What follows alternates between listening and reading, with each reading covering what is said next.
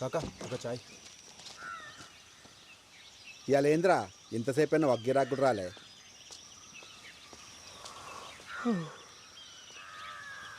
ఏమ్రా ఇప్పుడు పోయి మళ్ళీ ఎప్పుడు వస్తావు?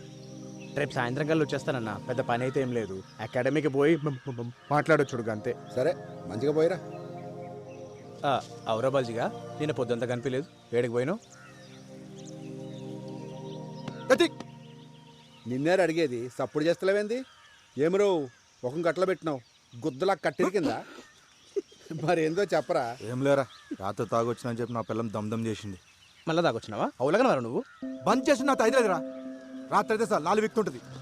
మంది ఎట్లా మళ్ళా నాకు అర్థమవుతుంది. పిచ్చి తెంగుతుండేడా. అరే నువ్వు ఊకుకే ఆగమాగం చేయకు. ఇక చూడు, మందు మానేకి 2 దారులు ఉన్నాయి. ఒకటి, నీ ఎంతలు మనసు గట్టిగా చేసుకుని మానేయాలి. రెండోది, నీ దిమాగ్గా దిక్కుకు పోకుండా వేరే పని చేసుడు. అర్థమవుతుందా? అంతే. రేయ్, నీ అంతలు నువ్వు బంద్ చేసి నీతో కాదు కానీ ఒక పని చేయి. ఒక దినమంతా నాతో ఉండు, ఖాళీ లేకుండా పని చేద్దాం.